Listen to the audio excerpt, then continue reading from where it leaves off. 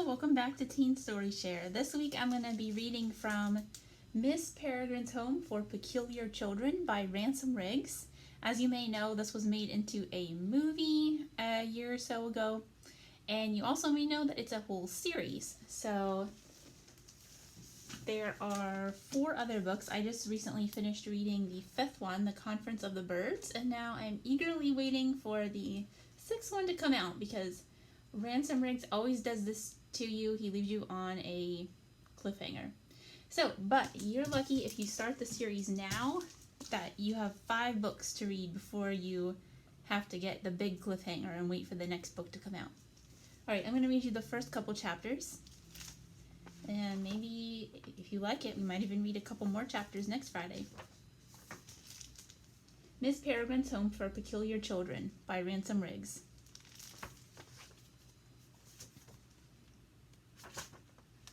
Sleep is not, death is not.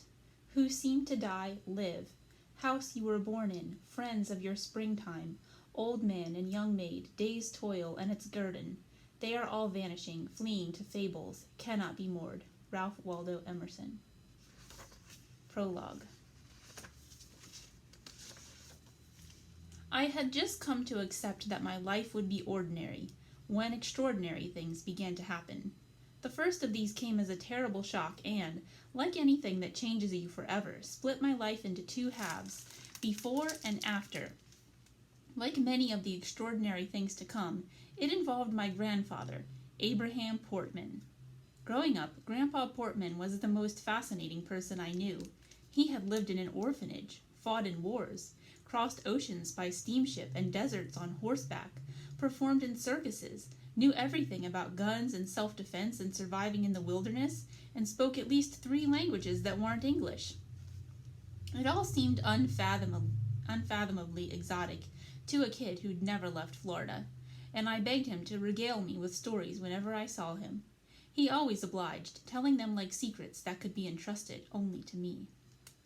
When I was 6, I decided that my only chance of having a life half as exciting as Grandpa Portman's was to become an explorer. He encouraged me by spending afternoons at my side, hunched over maps of the world, plotting imaginary expeditions with trails of red pushpins, and telling me about the fantastic places I would discover one day. At home, I made my ambitions known by parading around with a cardboard tube held to my eye, shouting, "Land ho!" and "Prepare a landing party!" until my parents shooed me outside. I think they worried that my grandfather would infect me with some incurable dreaminess from which I'd never recover, that these fantasies were somehow inoculating me against more practical ambitions. So one day, my mother sat me down and explained that I couldn't become an explorer because everything in the world had already been discovered. I'd been born in the wrong century, and I felt cheated. I felt even more cheated when I realized that most of Grandpa Portman's best stories couldn't possibly be true. The tallest tales were always about his childhood, like how he was born in Poland, but at 12 had been shipped off to a children's home in Wales. When I would ask why he had to leave his parents, his answer was always the same, because the monsters were after him. Poland was simply rotten with them, he said. What kind of monsters? I'd ask, wide-eyed. It became a sort of routine. Awful, hunched-over ones with rotting skin and black eyes, he'd say, and they walked like this, and he'd shamble after me like an old-time movie monster until I ran away laughing. Every time he described them, he'd toss in some lurid new detail. They stank like putrefying trash. They were invisible except for their shadows. A pack of squirming tentacles lurked inside their mouths and could whip out in an instant and pull you into their powerful jaws. It wasn't long before I had trouble falling asleep, my hyperactive imagination transforming the hiss of tires on wet pavement into labored breathing just outside my window, or shadows under the door into twisting gray-black tentacles. I was scared of the monsters, but thrilled to imagine my grandfather battling them and surviving to tell the tale. More fantastic still were his stories about life in the Welsh children's home. It was an enchanted place, he said, designed to keep kids safe from the monsters, on an island where the sun shined every day and nobody ever got sick or died. Everybody lived together in a big house that was protected by a wise old bird, or so the story went. As I got older, though, I began to have doubts. What kind of bird? I asked him one afternoon at age 7, eyeing him skeptically across the card table where he was letting me win at Monopoly. A big hawk who smoked a pipe, he said. You must think I'm pretty dumb, Grandpa. He thumbed through his dwindling stack of orange and blue money. I would never think that about you, Jakob. I knew I'd offended him, because the Polish accent he could never quite shake had come out of hiding, so that would became would, and think became sink. Feeling guilty, I decided to give him the benefit of the doubt. But why did the monsters want to hurt you? I asked. Because we weren't like other people. We were peculiar. Peculiar how? Oh, all sorts of ways, he said. There was a girl who could fly, a boy who had bees living inside him, a brother and sister who could lift boulders over their heads. It was hard to tell if he was being serious. Then again, my grandfather was not known as a teller of jokes. He frowned, reading the doubt on my face. Fine, you don't have to take my word for it, he said. I got pictures! He pushed back his long chair and went into the house, leaving me alone on the screened-in lanai. A minute later, he came back holding an old cigar box. I leaned in to look as he drew out 4 wrinkled and yellowing snapshots. The first was a blurry picture of what looked like a suit of clothes with no person in them. Either that or the person didn't have a head. Sure he's got a head, my grandfather said, grinning. Only you can't see it. Why not? Is he invisible? Hey, look at the brain on this one. He raised his eyebrows as if I'd surprised him with my powers of deduction. Millard, his name was. Funny kid. Sometimes he'd say, Hey, Abe, I know what you did today. And he'd tell you where you'd been, what you had to eat, if you picked your nose when you thought nobody was looking. Sometimes he'd follow you, quiet as a mouse, with no clothes on, so you couldn't see him. Just watching. He shook his head. Of all the things, eh? He slipped me another photo. Once I'd had a moment to look at it, he said, So, what do you see? A little girl. And? She's wearing a crown. He tapped the bottom of the picture. What about her feet? I held the snapshot closer. The girl's feet weren't touching the ground, but she wasn't jumping. She seemed to be floating in the air. My jaw fell open. She's flying! Close, my grandfather said. She's levitating. Only she couldn't control herself too well, so sometimes we had to tie a rope around her to keep her from floating away. My eyes were glued to her haunting, doll-like face. Is it real? Of course it is, he said gruffly, taking the picture and replacing it with another, this one of a scrawny boy lifting a boulder. Victor and his sister weren't so smart, he said, but boy, were they strong. He doesn't look strong, I said, studying the boy's skinny arms. Trust me, he was. I tried to arm wrestle him once, and he just about tore my hand off. But the strangest photo was the last one.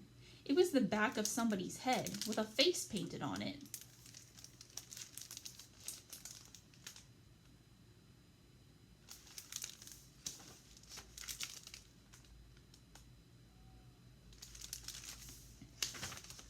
I stared at the last photo as Grandpa Portman explained. He's had 2 mouths, see? One in the front, one in the back. That's why he got so big and fat. But it's fake, I said. The face is just painted on. Sure, the paint's fake. It was for a circus show. But I'm telling you, he had 2 mouths. You don't believe me? I thought about it, looking at the pictures and then at my grandfather, his face so earnest and open. What reason would he have to lie? I believe you, I said. And I really did believe him, for a few years at least, though mostly because I wanted to, like other kids my age wanted to believe in Santa Claus. We cling to our fairy tales until the price for believing them becomes too high, which for me was the day in 2nd grade when Robbie Jensen pantsed me at lunch in front of a table of girls and announced that I believed in fairies. It was just desserts, I suppose, for repeating my grandfather's stories at school, but in those humiliating seconds I foresaw the moniker Fairy Boy trailing me for years, and, rightly or not, I resented him for it. Grandpa Portman picked me up from school that afternoon, as he often did when both my parents were working. I climbed into the passenger seat of his old Pontiac and declared that I didn't believe in his fairy stories any more. "What fairy stories?" he said, peering at me over his glasses. "You know, the stories about the kids and the monsters?" He seemed confused. "Who said anything about fairies?" I told him that a made-up story and a fairy tale were the same thing, and that fairy tales were for pants-wetting babies, and that I knew his photos and stories were fakes. I expected him to get mad or put up a fight, but instead he just said, "Okay," and threw the Pontiac into drive. With a stab of his foot on the accelerator, we lurched away from the curb, and that was the end of it. I guess he'd seen it coming. I had to grow out of them eventually, but he dropped the whole thing so quickly it left me feeling like I'd been lied to. I couldn't understand why he'd made up all that stuff, tricked me into believing that extraordinary things were possible when they weren't. It wasn't until a few years later that my dad explained it to me. Grandpa had told him some of the same stories when he was a kid, and they weren't lies exactly, but exaggerated versions of the truth. Because the story of Grandpa Portman's childhood wasn't a fairy tale at all. It was a horror story. My grandfather was the only member of his family to escape Poland before the Second World War broke out. He was 12 years old when his parents sent him into the arms of strangers, putting their youngest son on a train to Britain with nothing more than a suitcase and the clothes on his back. It was a one-way ticket. He never saw his mother or father again, or his older brothers, his cousins, his aunts and uncles. Each one would be dead before his 16th birthday, killed by the monsters he had so narrowly escaped. But these weren't the kind of monsters that had tentacles and rotting skin, the kind a 7-year-old might be able to wrap his mind around. They were monsters with human faces, in crisp uniforms, marching in lockstep, so banal you don't recognize them for what they are until it's too late. Like the monsters, the Enchanted Island story was also a truth in disguise. Compared to the horrors of mainland Europe, the children's home that had taken in my grandfather must have seemed like a paradise. And so, in his stories, it had become one, a safe haven of endless summers and guardian angels and magical children who couldn't really fly or turn invisible or lift boulders, of course. The peculiarity for which they'd been hunted was simply their Jewishness. They were orphans of war, washed up on that little island in a tide of blood. What made them amazing wasn't that they had miraculous powers. That they had escaped the ghettos and gas chambers was miracle enough. I stopped asking my grandfather to tell me stories, and I think secretly he was relieved. An air of mystery closed around the details of his early life. I didn't pry. He had been through hell and had a right to his secrets. I felt ashamed for having been jealous of his life, considering the price he'd paid for it, and I tried to feel lucky for the safe and unextraordinary one that I had done nothing to deserve. Then, a few years later, when I was 15, an extraordinary and terrible thing happened, and there was only before and after. Chapter 1. I spent the last afternoon of Before constructing a 1 to 10,000 scale replica of the Empire State Building from boxes of adult diapers. It was a thing of beauty, really, spanning 5 feet at its base and towering above the cosmetics aisle, with jumbos for the foundation, lights for the observation deck, and meticulously stacked trial sizes for its iconic spire. It was almost perfect, minus one crucial detail. "You used Never Leak," Shelley said, eyeing my craftsmanship with a skeptical frown. "The sale's on Stay Tight." Shelley was the store manager, and her slumped shoulders and dour expression were as much a part of her uniform as the blue polo shirts we all had to wear. "I thought you said Never Leak," I said, because she had. "Stay Tight," she insisted, shaking her head regretfully, as if my tower were a crippled racehorse and she the bearer of the pearl-handled pistol. There was a brief but awkward silence, in which she continued to shake her head and shift her eyes from me to the tower and back again. I stared blankly at her, as if completely failing to grasp what she was passively-aggressively implying. "Oh," I said finally, "you mean you want me to do it over?" "It's just that you use Neverleak," she repeated. "No problem. I'll get started right away." With the toe of my regulation black sneaker, I nudged a single box from the tower's foundation. In an instant, the whole magnificent structure was cascading down around us, sending a tidal wave of diapers crashing across the floor, boxes caroming off the legs of startled customers, skidding as far as the automatic door, which slid open, letting in a rush of August heat. Shelley's face turned the color of a ripe pomegranate. She should have fired me on the spot, but I knew I'd never be so lucky. I'd been trying to get fired from Smartaid all summer, and it had proved next to impossible. I came in late, repeatedly, and with the flimsiest of excuses, made shockingly incorrect change, even misshelved things on purpose, stocking lotions among the laxatives, and birth control with baby shampoo. Rarely had I worked so hard at anything, and yet no matter how incompetent I pretended to be, Shelley stubbornly kept me on the payroll. Let me qualify my previous statement. It was next to impossible for me to get fired from Smartaid. Any other employee would have been out the door a dozen minor infractions ago. It was my first lesson in politics. There are 3 Smartaids in Englewood, the small, somnolent beach town where I live. There are 27 in Sarasota County and 115 in all of Florida, spreading across the state like some untreatable rash. The reason I couldn't be fired was that my uncles owned every single one of them. The reason I couldn't quit was that working at Smartaid as your first job had long been a hallowed family tradition. All my campaign of self-sabotage had earned me was an unwinnable feud with Shelley and the deep and abiding resentment of my co-workers, who, let's face it, were going to resent me anyway. Because no matter how many displays I knocked over or customers I shortchanged, one day I was going to inherit a sizable chunk of the company, and they were not. Wading through the diapers, Shelley poked her finger into my chest and was about to say something dour when the PA system interrupted her.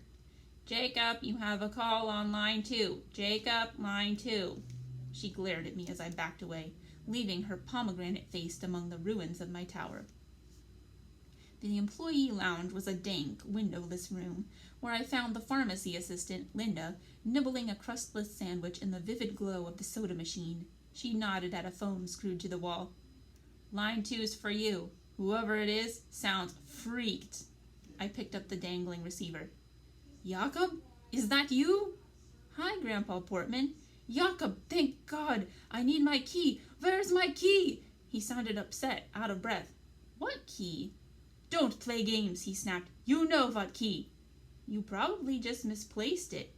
"Your father put you up to this," he said. "Just tell me. He doesn't have to know." "Nobody put me up to anything." I tried to change the subject. "Did you take your pills this morning?" "They're coming for me, understand? I don't know how they found me after all these years, but they did. What am I supposed to fight them with? The goddamned butter knife?" It wasn't the first time I'd heard him talk like this. My grandfather was getting old, and frankly, he was starting to lose it. The signs of his mental decline had been subtle at first, like forgetting to buy groceries, or calling my mother by my aunt's name. But over the summer, his encroaching dementia had taken a cruel twist. The fantastic stories he'd invented about his life during the war, the monsters, the enchanted island, had become completely, oppressively real to him. He'd been especially agitated the last few weeks, and my parents, who feared he was becoming a danger to himself, were seriously considering putting him in a home. For some reason, I was the only one who received these apocalyptic phone calls from him. As usual, I did my best to calm him down. "You're safe. Everything's fine. I'll bring over a video for us to watch later. How's that sound?" "No! Stay where you are! It's not safe here!" "Grandpa, the monsters aren't coming for you. You killed them all in the war, remember?" I turned to face the wall, trying to hide my end of this bizarre conversation from Linda, who shot me curious glances while pretending to read a fashion magazine. "Not all of them," he said. No. I killed a lot, sure, but there are always more." I could hear him banging around his house, opening drawers, slamming things. He was in full meltdown.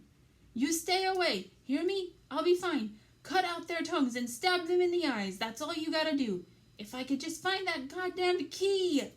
The key in question opened a giant locker in Grandpa Portman's garage. Inside was a stockpile of guns and knives, sufficient to arm a small militia. He'd spent half his life collecting them, traveling to out-of-state gun shows, going on long hunting trips, and dragging his reluctant family to rifle ranges on sunny Sundays so they could learn to shoot. He loved his guns so much that sometimes he even slept with them. My dad had an old snapshot to prove it. Grandpa Portman napping, with pistol in hand. When I asked my dad why Grandpa was so crazy about guns, he said it sometimes happened to people who used to be soldiers or who had experienced traumatic things. I guess that after everything my grandpa had been through, he never really felt safe anywhere, not even at home. The irony was, now that delusions and paranoia were starting to get the best of him, it was true. He wasn't safe at home, not with all those guns around. That's why my dad had swiped the key. I repeated the lie that I didn't know where it was. There was more swearing and banging as Grandpa Portman stomped around looking for it. "Fair," he said finally. "Let your father have the key if it's so important to him. Let him have my dead body too." I got off the phone as politely as I could and then called my dad. "Grandpa's flipping out," I told him. "Has he taken his pills today?" "He won't tell me. Doesn't sound like it, though." I heard my dad sigh. "Can you stop by and make sure he's okay? I can't get off work right now." My dad volunteered part-time at the bird rescue, where he helped rehabilitate snowy egrets hit by cars and pelicans that had swallowed fishhooks. He was an amateur ornithologist and a wannabe nature writer, with a stack of unpublished manuscripts to prove it, which are real jobs only if you happen to be married to a woman whose family owns 115 drugstores. Of course, mine was not the realest of jobs either, and it was easy to ditch whenever I felt like it. I said I would go. "Thanks, Jake. I promise we'll get all this grandpa stuff sorted out soon, okay?" "All this grandpa stuff? You mean put him in a home," I said. "Make him someone else's problem." "Mom and I haven't decided yet." "Of course you have. Jacob." "I can handle him, Dad, really."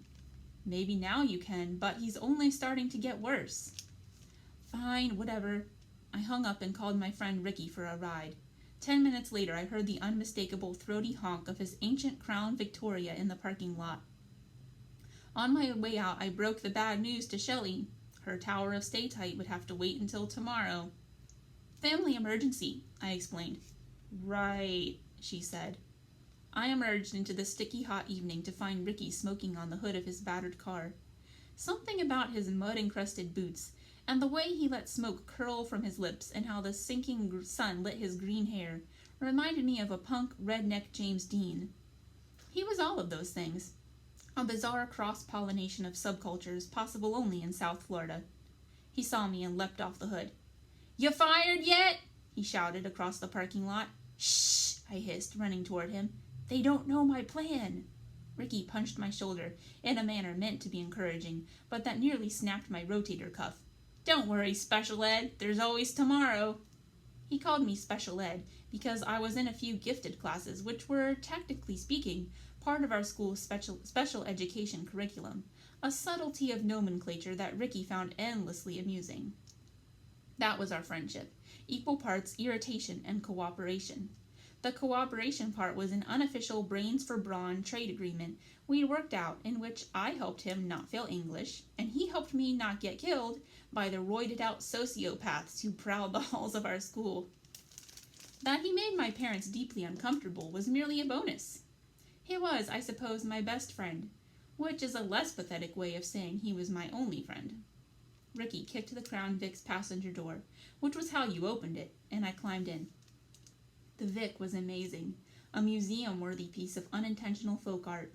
Ricky bought it from the town dump with a jar of quarters, or so he claimed, a pedigree whose odor even the forest of air freshener trees he'd hung from the mirror couldn't mask. The seats were armored with duct tape so that errant upholstery springs wouldn't find their way up your behind.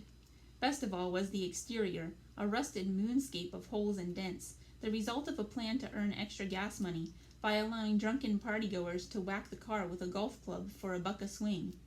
The only rule, which had not been rigorously enforced, which was that you couldn't aim at anything made of glass. The engine rattled to life in a cloud of blue smoke. As we left the parking lot and rolled past strip malls toward Grandpa Portman's house, I began to worry about what we might find when we got there. Worst-case scenarios included my grandfather running naked in the street, wielding a hunting rifle, foaming at the mouth on the front lawn, or lying in wait with a blunt object in hand. Anything was possible, and that this would be Ricky's first impression of a man I'd spoken about with reverence made me especially nervous.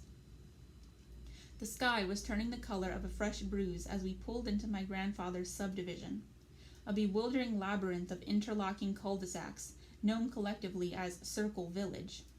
We stopped at the guard gate to announce ourselves, but the old man in the booth was snoring, and the gate was open, as was often the case, so we just drove in. My phone chirped with a text from my dad, asking how things were going, and in the short time it took me to respond, Ricky managed to get us completely, stunningly lost. When I said I had no idea where we were, he cursed, and pulled a succession of squealing U-turns, spitting arcs of tobacco juice from his window, as I scanned the neighborhood for a familiar landmark. It wasn't easy, even though I'd been to visit my grandfather countless times growing up, because each house looked like the next, squat and boxy, with minor variations trimmed with aluminum siding or dark 70s wood, or fronted by plaster colonnades that seemed almost delusionally aspirational. Street signs, half of which had turned a blank and blistered white from sun exposure, were little help. The only real landmarks were bizarre and colorful lawn ornaments, of which Circle Village was a veritable open-air museum. Finally, I recognized a mailbox held aloft by a metal butler that, despite his straight back and snooty expression, appeared to be crying tears of rust. I shouted at Ricky to turn left. The Vic's tires screeched and I was flung against the passenger door. The impact must have jarred something loose in my brain, because suddenly the directions came rushing back to me. Right at the Flamingo Orgy. Left at the multi-ethnic Ruth Santas. Straight past the Pissing Cherubs. When we passed the Cherubs, Ricky slowed to a crawl and peered doubtfully down my grandfather's block. There was not a single porch light on, not a TV glowing behind a window, not a town car in a carport. All the neighbors had fled north to escape the punishing summer heat, leaving yard gnomes to drown in lawns gone wild and hurricane shutters shut tight, so that each house looked like a little pastel bomb shelter. Last one on the left, I said. Ricky tapped the accelerator and we sputtered down the street.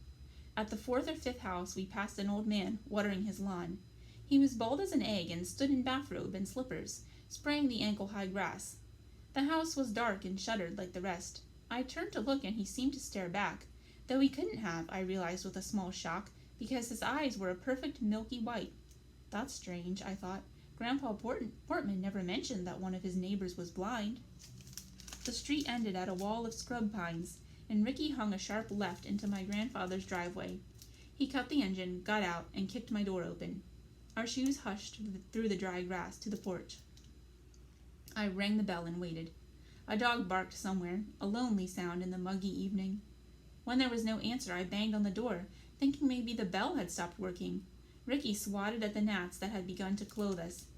Maybe he stepped out, Ricky said, grinning. Hot date? Go ahead and laugh, I said.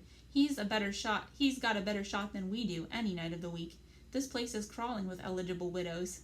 I joked only to calm my nerves. The quiet made me anxious. I fetched the extra key from its hiding place in the bushes. Wait here. Hell I am. Why?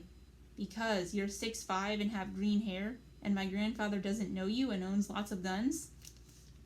Ricky shrugged and stuck another wad of tobacco in his cheek. He went to stretch himself on a lawn chair as I unlocked the front door and stepped inside. Even in the fading light, I could tell the house was a disaster. It looked like it had been ransacked by thieves.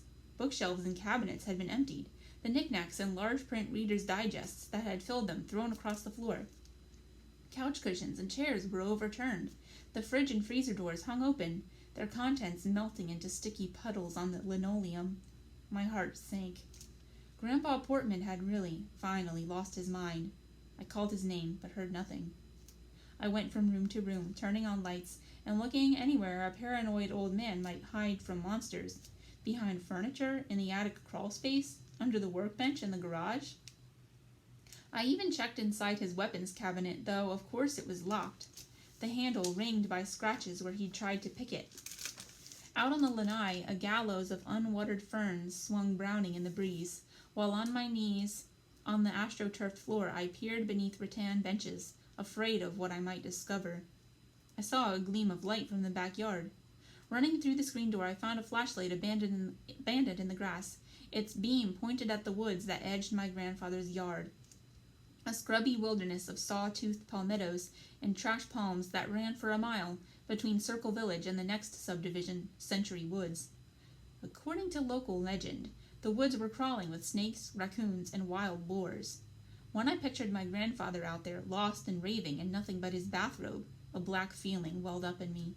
Every other week there was a news story about some geriatric citizen tripping into a retention pond and being devoured by alligators. The worst-case scenario wasn't hard to imagine. I shouted for Ricky, and a moment later he came tearing around the side of the house. Right away, he noticed something I hadn't, a long, mean-looking slice in the screen door. He let out a low whistle. "That's a hell of a cut. Wild pig could have done it. Or a bobcat, maybe. You should see the claws on them things." A peal of savage barking broke out nearby. We both started and traded a nervous glance. "Or a dog," I said. The sound triggered a chain reaction across the neighborhood, and soon barks were coming from every direction. "Could be," Ricky said, nodding. "I got a .22 in my trunk. You just wait." And he walked off to retrieve it. The barks faded, and a chorus of night insects rose up in their place, droning and alien. Sweat trickled down my face. It was dark now, but the breeze had died, and somehow the air seemed hotter than it had all day. I picked up the flashlight and stepped toward the trees. My grandfather was out there somewhere, I was sure of it. But where? I was no tracker, and neither was Ricky. And yet something seemed to guide me anyway, a quickening in the chest, a whisper in the viscous air, and suddenly I couldn't wait another second. I tromped into the underbrush like a bloodhound, scenting an invisible trail. It's hard to run in a Florida woods, where every square foot not occupied by trees is bristling with thigh-high palmetto spears and nets of entangling skunk vine, but I did my best, calling my grandfather's name and sweeping my flashlight everywhere. I caught a white glint out of the corner of my eye and made a beeline for it, but upon closer inspection it turned out to be just a bleached and deflated soccer ball I'd lost years before. I was about to give up and go back for Ricky when I spied a narrow corridor of freshly stomped palmettos not far away. I stepped into it and shone my light around. The leaves were splattered with something dark. My throat went dry. Steeling myself, I began to follow the trail. The farther I went, the more my stomach knotted, as though my body knew what lay ahead and was trying to warn me.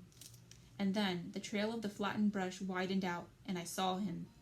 My grandfather lay face down in a bed of creeper, his legs sprawled out, and one arm twisted beneath him, as if he'd fallen from a great height. I thought surely he was dead. His undershirt was soaked with blood, his pants were torn, and one shoe was missing. For a long moment I just stared, the beam of my flashlight shivering across his body. When I could breathe again, I said his name, but he didn't move. I sank to my knees and pressed the flat of my hand against his back. The blood that soaked through was still warm. I could feel him breathing, ever so shallowly. I slid my arms under him and rolled him onto his back. He was alive, though just barely, his eyes glassy, his face sunken and white. Then I saw the gashes across his midsection and nearly fainted. They were wide and deep and clotted with soil, and the ground where he'd lain was muddy from blood. I tried to pull the rags of his shirt over the wounds without looking at them. I heard Ricky shout from the backyard. "I'm here!" I screamed, and maybe I should have said more like "danger" or "blood," but I couldn't form the words. All I could think was that grandfathers were supposed to die in beds, in hushed places humming with machines, not in heaps on the sodden, reeking ground with ants marching over them, a brass letter opener clutched in one trembling hand. A letter opener! That was all he'd had to defend himself. I slid it from his finger, and he grasped helplessly at the air, so I took his hand and held it. My nail-bitten fingers twinned with his, pale and webbed with purple veins. "I have to move you," I told him, slitting one arm under his back and another under his legs. I began to lift, but he moaned and went rigid, so I stopped. I couldn't bear to hurt him. I couldn't leave him either, and there was nothing to do but wait. So I gently brushed loose soil from his arms and face and thinning white hair. That's when I noticed his lips moving. His voice was barely audible, something less than a whisper. I leaned down and put my ear to his lips. He was mumbling, fading in and out of lucidity, shifting between English and Polish. "I don't understand," I whispered. I repeated his name until his eyes seemed to focus on me. And then he drew a sharp breath and said, quietly but clearly, "Go to the island, Jakob. Here it's not safe." It was the old paranoia. I squeezed his hand and assured him we were fine. He was going to be fine. That was twice in one day I'd lied to him. I asked him what happened, what animal had hurt him, but he wasn't listening. "Go to the island," he repeated. "You'll be safe there. Promise me." "I will, I promise." What else could I say? "I thought I could protect you," he said. "I should have told you a long time ago." I could see the life going out of him. "Told me what?" I said, choking back tears. "There's no time," he whispered. Then he raised his head off the ground, trembling with the effort, and breathed into my ear. "Find the bird, in the loop, on the other side of the old man's grave, September 3rd, 1940. I nodded, but he could see that I didn't understand. With his last bit of strength, he added, "Emerson, the letter. Tell them what happened, Jakob." With that, he sank back, spent and fading. I told him I loved him, and then he seemed to disappear into himself, his gaze drifting past me to the sky, bristling now with stars. A moment later, Ricky crashed out of the underbrush. He saw the old man limp in my arms and fell back a step. Oh man," he said, rubbing his face with his hands as he babbled about finding a pulse and calling the cops and "Did you see anything in the woods?" The strangest feeling came over me. I let go of my grandfather's body and stood up, every nerve ending tingling with an instinct I didn't know I had. There was something in the woods, all right. I could feel it. There was no moon and no movement in the underbrush, but our own, and yet somehow I knew just when to raise my flashlight and just where to aim it, and for an instant in that narrow cut of light I saw a face that seemed to have been transplanted directly from the nightmares of my childhood. It stared back with eyes that swam in dark liquid, furrowed trenches of carbon-black flesh loose on its hunched frame. Its mouth hinged open grotesquely so that a mass of long, eel-like tongues could wiggle out. I shouted something, and then it twisted and was gone, shaking the brush and drawing Ricky's attention. He raised his .22 and fired, pap, pap, pap, pap, pap, saying, "What was that? What the hell was that?" But he hadn't seen it, and I couldn't speak to tell him, frozen in place as I was, my dying flashlight flickering over the blank woods. And then I must have blacked out, because he was saying, "Jacob! Jake! Hey Ed, are you okay or what?" And that's the last thing I remember. And if you'd like to find out what happens next, check it out at your library. Alright, have a good weekend. See you next time on Teen Story Share. Bye.